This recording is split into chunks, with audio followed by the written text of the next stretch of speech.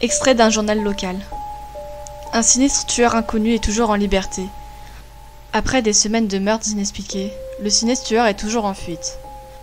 Avec le peu de preuves qui ont été trouvées, un jeune garçon déclare avoir survécu à l'une des attaques du tueur en racontant courageusement son histoire. J'ai fait un mauvais rêve et je me suis réveillée au milieu de la nuit. J'ai vu que pour une raison quelconque, la fenêtre était ouverte, même si je me souviens qu'elle était fermée avant d'aller me coucher. Je me suis levée et je l'ai refermée. Ensuite, j'ai simplement rampé sous ma couverture et j'ai essayé de me rendormir. C'est alors que j'ai eu un sentiment étrange, comme si quelqu'un m'observait.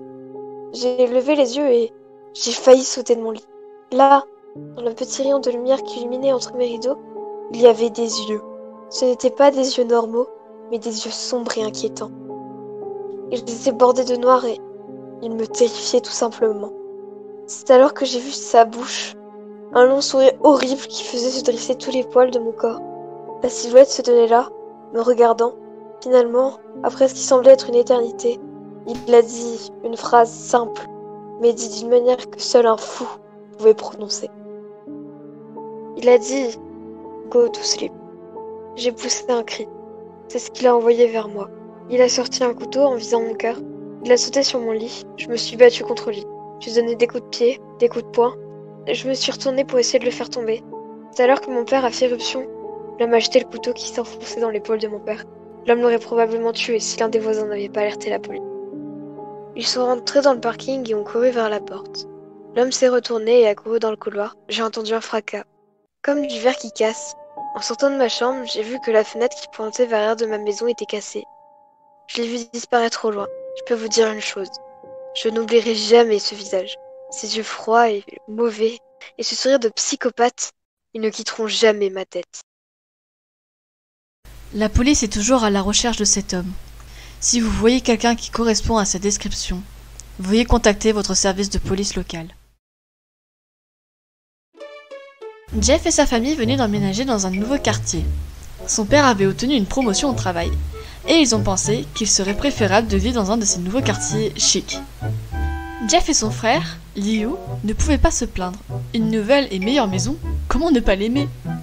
Alors qu'ils déballaient leurs affaires, un de leurs nouveaux voisins vint les saluer. Bonjour, je m'appelle Barbara, j'habite en face de chez vous. Je voulais juste me présenter et présenter mon fils, Billy. Ce sont nos nouveaux voisins. Eh bien, je suis Margaret, et voici mon mari Peter, et mes deux fils, Jeff et Liu. Ils saluèrent leur nouvelle voisine, puis Barbara les invita à l'anniversaire de son fils. Jeff et son frère étaient sur le point de s'y opposer lorsque leur mère leur demanda d'accepter. Quand ils finirent de ranger leurs affaires, Jeff alla voir sa mère. Maman, pourquoi nous inviter à une fête de ce gamin? On ne connaît même pas. Jeff, on vient d'emménager ici. On devrait montrer qu'on veut passer du temps avec nos voisins. Maintenant, nous allons à cette fête, et c'est définitif. Jeff commença à parler, mais il s'arrêta, sachant qu'il ne pouvait rien faire. Chaque fois que sa mère disait quelque chose, c'était définitif. Il monta dans sa chambre et se coucha sur son lit. Il était là, regardant son plafond, quand soudainement, il eut une sensation bizarre. Pas tellement une douleur, mais quelque chose de bizarre. Il tenta de comprendre ce qui lui arrivait lorsqu'il entendit sa mère l'appeler pour prendre ses affaires. Le lendemain, Jeff descendit pour prendre son petit déjeuner et se préparer pour l'école. Alors qu'il était assis là en train de manger, il eut de nouveau ce sentiment. Cette fois, il était plus fort. Il ressentit une légère douleur, mais il l'ignora encore une fois. Lorsque Liu et lui finirent de déjeuner, ils marchèrent jusqu'à l'arrêt de bus. Ils étaient assis, là, à attendre. Puis tout à coup, un gamin sur un skateboard leur sauta en par-dessus, à quelques centimètres seulement de leurs genoux. Ils furent tous les deux surpris. Hé, qu'est-ce que... Le gamin atterrit et se retourna vers eux. Il donna un coup de pied à son skateboard et l'attrapa avec ses mains. Il a l'air d'avoir environ 12 ans, un an de moins que Jeff. Tiens, on dirait qu'on a de la viande fraîche. Soudain, deux autres enfants apparurent. Bon, puisque vous êtes nouveau ici, j'aimerais vous présenter. Là-bas c'est Kate, lui c'est Troy, et moi, Je suis Randy. Maintenant, pour tous les enfants de ce quartier, il y a un petit prix à payer pour pouvoir prendre le bus, si vous voyez ce que je veux dire. Liu se leva, prêt à frapper, quand soudainement, un des amis de Randy sortit un couteau. J'avais espéré que vous seriez plus coopératifs, mais il me semble que nous allons devoir utiliser la manière forte. Randy s'approcha de Liu et prit le portefeuille de sa poche. Jeff retrouva ce sentiment de nouveau. Maintenant, c'était vraiment fort. Une sensation de brûlure. Il se leva, mais Liu lui fit signe de s'asseoir. Jeff ignora et approcha de Randy. Écoute, rends le portefeuille de mon frère tout de suite. Randy mit le portefeuille dans sa poche et sortit son propre couteau. Oh, et qu'est-ce que tu vas faire? Alors qu'il finissait à peine sa phrase, Jeff lui mit un coup dans le nez. Comme Randy essayait de protéger son visage, Jeff attrapa le poignet du gamin et le cassa. Randy cria, et Jeff prit le couteau de ses mains. Troy et Kate se précipitèrent vers eux, mais Jeff fut trop rapide. Il jeta Randy à terre. Kate tenta de le frapper, mais Jeff esquiva et le poignarda dans le bras. Kate lâcha son couteau et tomba au sol en criant. Troy se précipita aussi vers lui, mais Jeff n'a même pas eu besoin du couteau. Il le frappa juste à l'estomac et Troy tomba et vomit. Liu ne pouvait rien faire d'autre que de regarder son frère avec stupéfaction. Pourquoi t'as fait ça, Jeff? C'était tout ce qu'il avait pu dire. Le bus arriva. Jeff et Liu ne voulaient pas être blâmés pour ce qui venait de se passer, alors ils se mirent à courir aussi vite qu'ils pouvaient. Liu regarda derrière lui et vit le chauffeur de bus se précipiter vers Randy et les autres. Jeff et Liu arrivèrent à l'école. Ils n'osaient rien dire sur ce qui s'était passé. Liu a juste pensé que son frère s'était battu pour le protéger.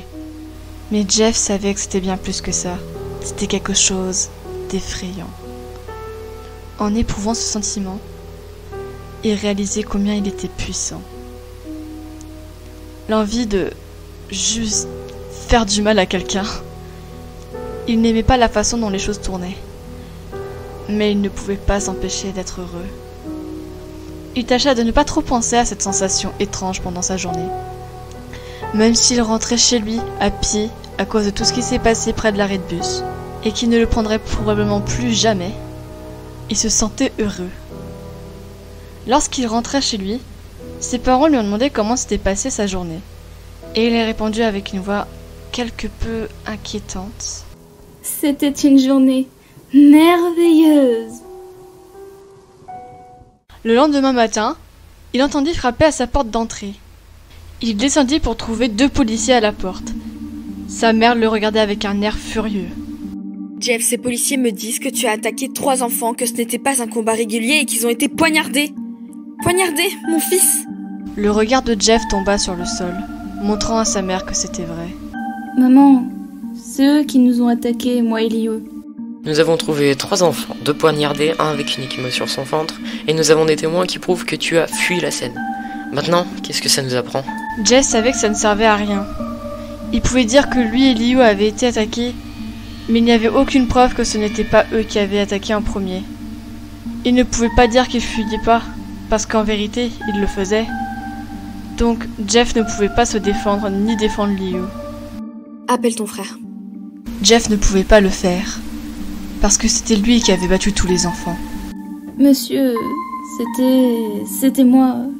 C'est moi qui ai blessé les enfants. Liu a essayé de me retenir, mais il n'a pas pu m'arrêter. Le flic regarda son partenaire, et tous deux hochèrent la tête. Eh bien, gamin, on dirait qu'on va devoir t'embarquer. Attendez! Ils levèrent tous les yeux pour voir Liu tenir un couteau. Les officiers sortirent leurs armes. C'était moi! J'ai tabassé des enfants! J'ai même des marques pour le prouver. Eh, pose ce couteau! Liu leva le couteau et le laissa tomber par terre. Il mit les mains en l'air et se dirigea vers les flics. Non, Liu, c'était moi! Jeff avait les larmes qui coulaient sur son visage. Oh, pauvre frère. Essayez de prendre le blâme à ma place. Eh bien, emmenez-moi. La police conduisit Liu jusqu'à leur voiture de patrouille. Liu, dis-leur que c'était moi! C'est moi qui ai battu cet enfant! La mère de Jeff mit ses mains sur ses épaules. Jeff, s'il te plaît, tu n'as pas à mentir. Nous savons que c'est Liu, tu peux arrêter.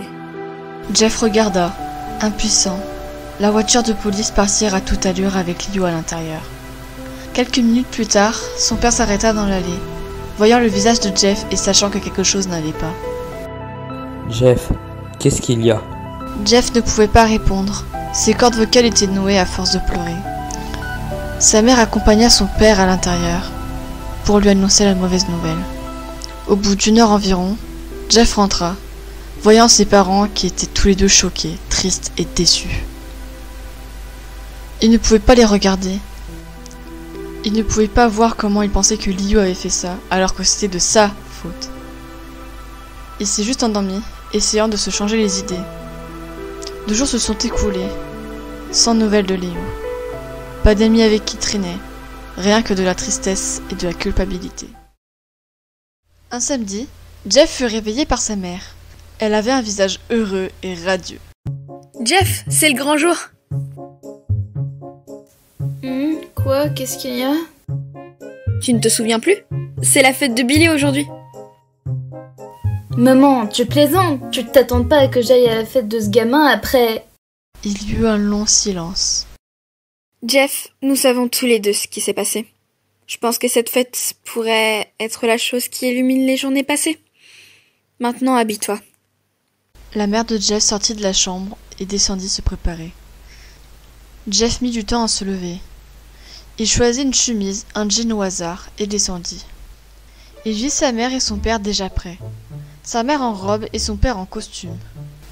Il se demanda pourquoi il ne portait pas des vêtements aussi chics à une fête d'enfants. Jeff, c'est tout ce que tu vas porter? C'est mieux que d'en porter trop. Ça suffit, Jeff. Nous sommes peut-être trop habillés, mais le principal est de faire bonne impression. Jeff grogna et retourna dans sa chambre. Il regarda dans son placard pour trouver ce qu'il appellerait des vêtements chics. Il trouva un pantalon noir qu'il avait pour les grandes occasions et un maillot de corps. Mais il ne trouva pas de chemise pour aller avec. Il regarda autour de lui et ne trouva que des chemises à rayures et à motifs. Aucune d'entre elles ne va avec son pantalon habillé. Finalement, il trouva un sweat à capuche blanc. Tu portes ça? Sa mère regarda sa montre. Pas le temps de se changer. Allons-y maintenant. Ils traversèrent la rue pour aller chez Barbara. Ils frappèrent à la porte et Barbara leur ouvrit. Lorsqu'ils entrèrent, Jeff ne voyait que des adultes. Pas d'enfants. Les enfants sont dehors dans la cour. Jeff, si tu allais en rencontrer quelques-uns? Jeff sortit et se dirigea vers une cour pleine d'enfants. Ils couraient dans des costumes de cow-boy bizarres et se tiraient dessus avec des pistolets en plastique. On se serait cru dans un Toys R Us. Soudain, un enfant s'approcha de lui et lui tendit un pistolet en plastique et un chapeau. « Hey, tu veux jouer avec nous ?» Ah non, je suis trop vieux pour ce genre de choses. Le gamin le regarda avec cette drôle de tête de chien battu. « S'il te plaît. » Bien. Il mit le chapeau et commença à faire semblant de tirer sur des enfants. Au début, il pensait que c'était totalement ridicule. Mais ensuite, il finit par s'amuser. C'était la première fois qu'il faisait quelque chose sans penser à Liu. Il joua donc avec les enfants pendant un moment, jusqu'à ce qu'il entende un bruit bizarre. Ensuite, plus rien. Il fut frappé à la tête. Randy, Troy et Kate avaient sauté en par-dessus la clôture. Randy regarda Jeff avec une haine brûlante. « Salut Jeff! Nous avons des affaires à régler. » Je crois qu'on est quitte. Je vous ai tabassé. Vous avez envoyé mon frère au CPD. Oh non, c'est pas encore fini. Je suis là pour la victoire. Mais tu l'as peut-être botté le cul l'autre jour, mais pas aujourd'hui. Randy se précipita sur Jeff. Tous deux chutèrent au sol. Il frappa Jeff au nez. Jeff le poussa et tous deux se relevèrent. Les enfants fuyaient et les parents sortaient en courant de la maison. Troy et Kate sortirent leurs armes de leur poche. Personne n'interrompt. Où les tripes vont voler. Randy sortit un couteau et poignarda Jeff à l'épaule. Jeff cria et tomba à genoux. Randy commença à lui donner des coups de pied au visage. Jeff l'attrapa et le fit tomber. Il se releva et courut vers la porte arrière. Troy le rattrapa. T'as besoin d'aide? Il prit Jeff par le col et le jeta à travers la porte qui s'ouvrit. Randy commença à lui donner des coups de pied à plusieurs reprises, jusqu'à ce qu'il crache du sang. Allez Jeff, bats-toi! Il agrippa Jeff et le jeta dans la cuisine. Randy avait une bouteille de vodka sur le comptoir et la brisa sur la tête de Jeff. Bats-toi! Il le balança dans le salon. Regarde-moi! Jeff leva les yeux, le visage recouvert de sang. C'est moi qui ai fait envoyer ton frère à CPD, et maintenant tu vas rester ici assis et laisser poil là-dedans pendant toute une année. Tu devrais avoir honte. Jeff se leva. Ah enfin, tu te lèves pour te battre. Le sang et la vodka coulaient sur son visage. Une fois de plus, il ressentit cette étrange sensation. Il ne l'avait pas ressentie depuis un moment. Quelque chose à l'intérieur de Jeff se déclencha. Son psychisme était détruit. Toute pensée rationnelle avait disparu. Tout ce qu'il pouvait faire, c'était tuer. Il attrapa Randy et le jeta au sol. Il se mit sur lui et le frappa en plein cœur. Le coup de poing provoque le ralentissement du cœur du gamin. Comme Randy vivait encore, Jeff le martela de coups, coup après coup. Le sang jaillit du corps de Randy, jusqu'à ce qu'il donnât son dernier souffle. Tout le monde regarda Jeff. Troy et Case pointèrent leurs armes sur lui. Jeff les vit et prit la fuite dans les escaliers. Troy et Case tirèrent sur lui, chaque coup manquant. Jeff monta les escaliers, et il les entendit le suivre. Lorsqu'ils tirèrent leur dernière balle, Jeff s'enfonça dans la salle de bain. Il saisit le porte-serviette et l'arracha du mur. Lorsqu'il les vit entrer dans la salle de bain, Jeff frappa Troy avec le porte-serviette. Troy s'écroule violemment et il ne reste plus que Keith. Mais il est déjà beaucoup plus agile et esquiva lorsque Jeff l'attaqua. Il laissa tomber son arme et attrapa Jeff par le cou. Il le plaqua contre le mur. Le choc fit tomber la bouteille d'eau de Javel qui se trouvait sur l'étagère au-dessus d'eux. Le liquide leur tomba dessus, brûlant leur visage. Jeff s'essuya les yeux du mieux qu'il pouvait. Il récupéra le porte-serviette et le balança directement dans la tête de Kate. Alors qu'il était étendu là, saignant à mort, il laissa échapper un rire mauvais. Qu'est-ce qui est si drôle? Kate sortit un briquet. Ce qui est drôle, c'est que tu es couvert de Javel et d'alcool. Les yeux de Jeff s'élargirent lorsque Kate lui balança le briquet. Les flammes l'enflammèrent, dévorant le visage du pauvre Jeff. L'eau de Javel blanchissait sa peau. Jeff poussa un terrible cri. Il essaya de l'éteindre le feu, mais cela était vain. L'alcool avait fait de lui un véritable enfer. Il courut dans les couloirs et tomba dans les escaliers. Tout le monde se mit à crier, voyant le garçon en feu. La dernière chose que Jeff vit, c'est sa mère et les autres parents essayant d'éteindre les flammes. Puis, plus rien. Quand Jeff se réveilla, du bandage entourait son visage. Il ne voyait rien, mais il sentit un plâtre sur son épaule et des points de suture dans tout son corps. Il essaya de se lever, mais une terrible douleur lui en empêcha. Une infirmière se précipita vers lui. Je ne pense pas que tu puisses sortir de lit tout de suite, dit-elle en le remettant dans son lit. Jeff était assis là, sans vision, sans aucune idée de ce qui l'entourait. Finalement, après plusieurs heures, il entendit sa mère. Mon chéri, comment te sens-tu? Mais Jeff ne pouvait pas répondre. Son visage était couvert et il était incapable de parler. Chéri, j'ai une grande nouvelle. Après que tous les témoins aient dit à la police que Randy avait essayé de t'attaquer, ils ont décidé de laisser Liu partir. Il sera sorti d'ici demain, et alors vous pourrez être à nouveau ensemble. Les 2 semaines suivantes furent celles où Jeff reçut la visite de sa famille. Puis vint le jour où ses bandages devaient être retirés. Les membres de sa famille étaient là pour le voir, prêts à savoir à quoi il allait ressembler après cet accident. Alors que le médecin déballait le bandage du visage de Jeff, tout le monde était sur le bord de son siège, attendant que le dernier bandage ne soit retiré. Espérons que tout ira bien. Il retira rapidement le tissu, dévoilant enfin le nouveau visage de Jeff. Sa mère cria à la vue de son visage. Liu et son père le fixèrent avec étonnement. Quoi? Qu'est-il arrivé à mon visage? Il se précipita hors du lit et courut vers la salle de bain. Il se regarda dans le miroir et vit la cause de leur détresse. Son visage. C'était horrible. Ses lèvres étaient brûlées jusqu'à un rouge profond. Son visage était devenu blanc pur. Et ses cheveux avaient pris une teinte noire. Il mit lentement sa main sur son visage. Il avait maintenant une sorte de sensation de cuir. Il se retourna vers sa famille, puis vers le miroir. Jeff, ce n'est pas si mal. Pas si mal? C'est parfait! Sa famille fut surprise. Jeff commença à rire. C'était un rire incontrôlable. Ses parents se regardèrent, inquiets. Jeff, est-ce que tu vas bien? Bien? Je me suis jamais sentie aussi heureux. Je suis parfait! Il ne pouvait pas s'arrêter de rire, et caressa de nouveau son visage en se regardant dans le miroir. Quelque chose en Jeff était né. Il n'était plus le même. Docteur, mon fils va bien, vous savez, dans sa tête. Oh oui, ce comportement est typique des patients qui ont pris de très grandes quantités d'analgésiques. Si son comportement ne change pas dans les quelques semaines qui viennent, ramenez-le ici et nous lui ferons passer un test psychologique. Oh, merci docteur. La mère de Jeff alla voir son fils. Jeff, mon chéri, il est temps de partir. Jeff détourna le regard du miroir. Son visage s'était transformé en un sourire de fou. Sa mère le prit par l'épaule et l'emmena chercher ses vêtements. Il est arrivé avec ceci. La mère de Jeff baissa les yeux pour voir le pantalon noir et le sweat à capuche blanc que portait son fils. Ils étaient maintenant propres du sang qui les avait maculés.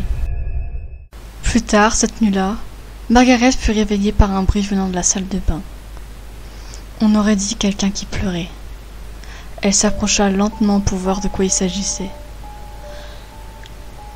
Lorsqu'elle regarda dans la salle de bain, elle vit un spectacle des plus traumatisants. Jeff avait pris un couteau dans la cuisine et s'était gravé un sourire sur les joues. Qu'est-ce que tu fais? Jeff se tourna vers sa mère. Je ne pouvais pas continuer à sourire, maman. Je ne pouvais plus, ça faisait mal. Maintenant, je peux sourire pour toujours. Margaret remarqua ses yeux cerclés de noir. Jeff, tes yeux! Je ne pouvais pas voir mon visage. Mes yeux étaient fatigués et commençaient à se fermer. J'ai brûlé mes paupières pour le voir pour toujours, maman. Mon nouveau visage! Elle commença lentement à reculer, voyant que son fils était devenu fou. Qu'est-ce qui ne va pas, maman? Je ne suis pas magnifique? Si tu l'es, laisse-moi aller chercher papa qu'il puisse voir ton visage. Elle courut dans la chambre et secoua son mari pour le réveiller. Chérie, va chercher le pistolet que nous... Elle s'arrêta quand elle vit Jeff devant la porte, tenant un couteau. Maman, tu as menti. C'est la dernière chose qu'ils entendirent avant que Jeff ne se précipite sur eux, les étripant tous les deux. Liu fut réveillé par un cri, n'ayant rien entendu d'autre. Il ferma les yeux et essaya de se rendormir. Alors qu'il était à la limite du sommeil, il eut sensation étrange que quelqu'un l'observait. Il leva les yeux, avant qu'une main ne lui couvre la bouche. Jeff leva lentement son couteau. Liu se débattait pour tenter d'échapper à l'emprise de son frère.